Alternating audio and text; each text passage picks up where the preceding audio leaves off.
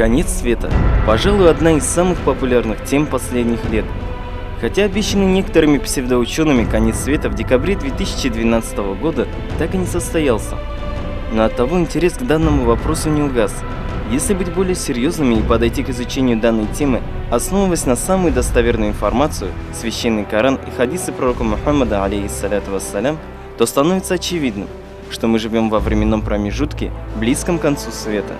И на это указывают факты из современных реалий, описанных пророком Мухаммадом, алейхиссаляту вассалям, еще в V веке от Рождества Христова. Существуют большие и малые признаки приближения судного дня, описанные довольно подробно. Среди малых признаков перечислены многие вещи, которые стали обыденностью для нас. Строительство высотных домов, украшение мечетей, увеличение невежества, ослабление веры, увеличение пьянства, притеснение, неуважение родителей детьми и младшими старших, частые песнопения и другое. Само появление на этом свете последнего из пророков, Мухаммада, алейхиссаляту вассалям, и формирование его общины тоже является предвестием предстоящего последнего дня. Небоскребы – малый признак судного дня. Среди малых признаков приближения последнего дня упомянуто строительство высоких домов. Более того, было сказано, что люди начнут соревноваться в строительстве высоких домов. Давайте немного подробнее остановимся на этом пункте. Когда пастухи начнут соревноваться в строительстве домов? Самое высокое сооружение в мире. И действительно, сегодня именно арабы, которые раньше пасли овец, соревнуются в строительстве небоскребов. Самое высокое сооружение в мире находится в Объединенных Арабских Эмиратах. Бурдж-Халифа, небоскреб, высотой 828 метров в Дубае. 163 этажа, не включая технические этажи уровней, 46 шпилей и 2 фундамента. Форма здания напоминает сталагмит. Торжественная церемония открытия состоялась 4 января 2010 года.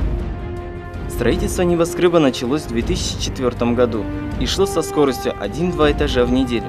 Ежедневно на строительство было задействовано до 12 тысяч рабочих.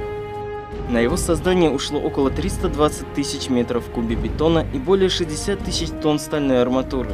Бетонные работы были завершены после возведения 160 этажа. Далее шла сборка 180-метрового шпиля из металлических конструкций. Пока Бурдж-Халифа является самым высоким когда-либо существовавшим сооружением в мире. Дубайская башня проектировалась как город в городе, с собственными газонами, бульварами и парками. Общая стоимость сооружения около $1,5 миллиарда. Воздух внутри здания не только охлаждается, но и ароматизируется благодаря специальным мембранам. Этот аромат был создан специально для Бурдж-Халифа. Ароматный и свежий воздух подается через специальные решетки в полу. Стекла не пропускают пыль и отталкивают солнечные лучи, позволяют поддержать оптимальную температуру в здании. Площадь поверхности здания примерно равна площади 17 футбольных полей. Стекла Бурдж-Халифа ежедневно моют, но на мойку всей поверхности требуется около 3 месяцев. У подножия небоскреба в искусственном озере площадью 12 гектаров находится музыкальный фонтан «Дубай». Фонтан освещает 6600 источников света и 50 цветных прожекторов. Длина фонтана составляет 275 метров, а высота струй достигает 150 метров. Фонтан имеет музыкальное сопровождение из современных арабских и мировых музыкальных произведений. Бурдж Аль-Мамляка. А тем временем в Саудовской Аравии официально объявили сроки, в рамках которых состоится открытие самой высокой башни в мире. Бурдж Аль-Валид, или как ее еще называют Бурдж Аль-Мамляка, башня королевства, откроется в середине 2017 года в Джидде. Поднявшись на самую ее верхушку, можно будет увидеть Египет. Башня названа в честь саудовского принца Аль-Валид бин Талала бин Абдуль-Азиза Аль-Сауда, который является инициатором проекта. Как сообщают местные СМИ, высота небоскреба будет составлять 1000 метров, площадь 5,3 миллионов квадратных метров. Небоскреб, похожий на гигантскую иглу, построен по дизайну Адриана Смита и Гордона Гилла, которых еще называют кузнецами небоскребов. Напомню, что Адриан Смит и Гордон Гилл участвовали в проектировании небоскреба Бурдж-Халифа в Дубае, который в настоящее время считается самой высокой башней в мире. Оценочная стоимость реализации всего проекта по строительству Бурдж Аль-Мамляка составляет $20 миллиардов США. Абрадж Аль-Байт. Арабы бьют все рекорды. Все самое большое на планете Земля сейчас построено или строится именно в арабских странах. В Саудовской Аравии в священном городе Мекка появилось еще одно рекордное сооружение – самые большие часы в мире. Они красуются над самой высокой гостиницей в мире – Абрадж Аль-Байт. Отправной точкой для отсчета времени для мусульманских стран Востока является время в священном городе Мекка. Самые большие в мире часы. Еще совсем недавно почетное звание самых больших часов мира было надежно закреплено за лондонским Биг Беном. Время не стоит на месте, и одна из достопримечательностей Британии уступила первенство одному из технических чудес Востока. 11 августа в городе Эр-Рияд, Саудовской Аравии, в первый день священного для мусульман месяца Рамадан были запущены часы Мекки, самые большие часы в мире. Уникальный механизм расположен в небоскребе на высоте 425 метров, а размеры часов действительно впечатляют высотой в 40 метров, а размер циферблата составляет 45 на 43 метра.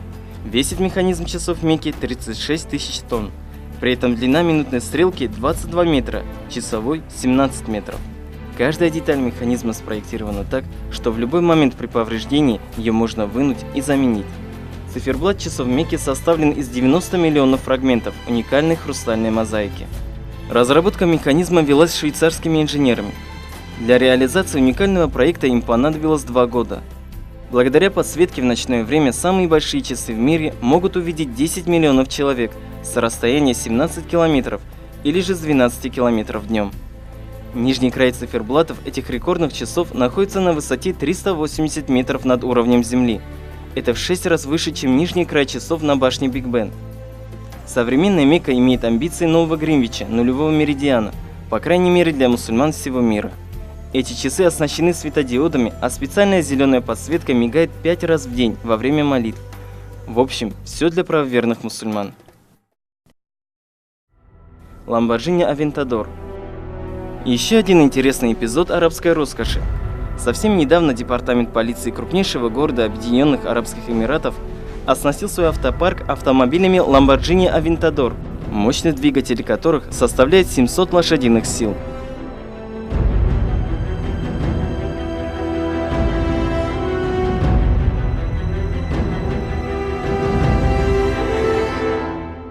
Какой же человек является расточительным, то есть что же такое исраф? Этому правило тоже есть. Правило этому следующее, что человек является расточительным тогда, когда он тратит свое имущество или же тратит свои средства на большее, чем ему необходимо. То есть он переходит границы шариата использования вот этого своего имущества. И автоматически у человека возникает вопрос, а как же определить эту границу, когда человек может использовать и когда это уже является исрафом?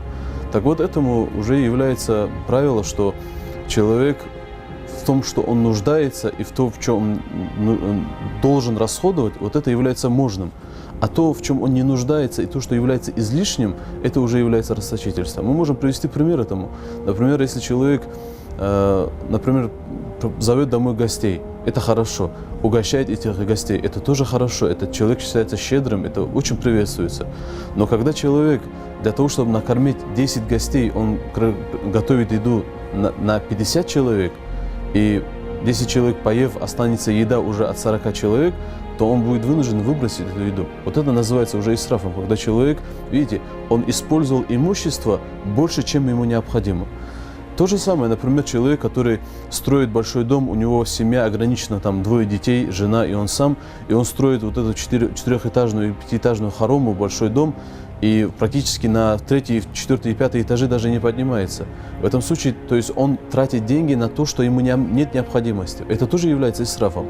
Другой вопрос, если человек, конечно же, расходует его, планируя еще детей, планируя еще заселить кого-то там и так далее, это, конечно же, разрешается. Например, еще можем привести пример, когда люди покупают автомобили, которые нет необходимости. Да, купить хороший автомобиль можно, когда это оправдано.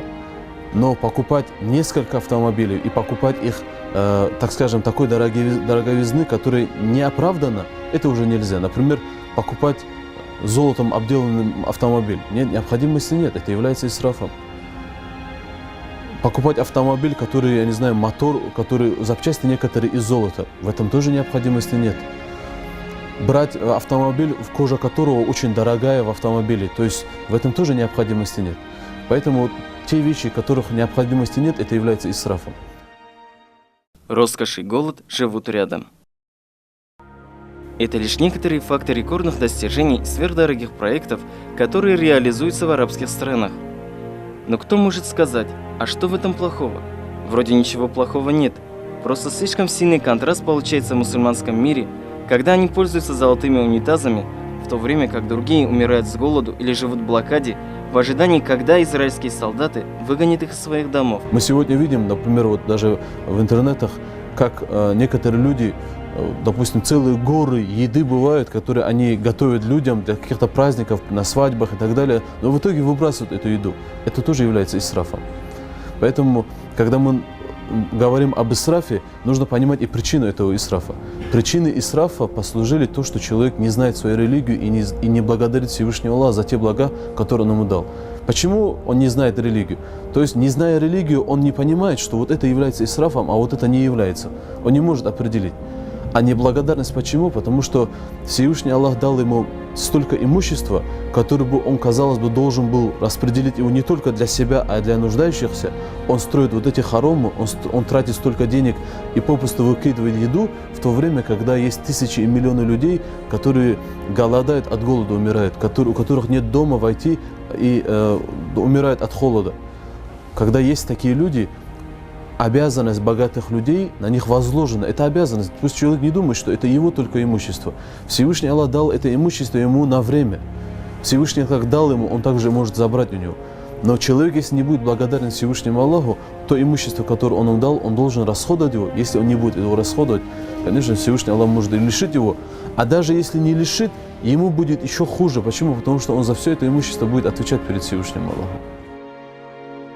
Ну что ж поделаешь, в этом и заключается особенность времени, близкого к концу света. Лишь одному Богу известно, что нас ждет еще впереди.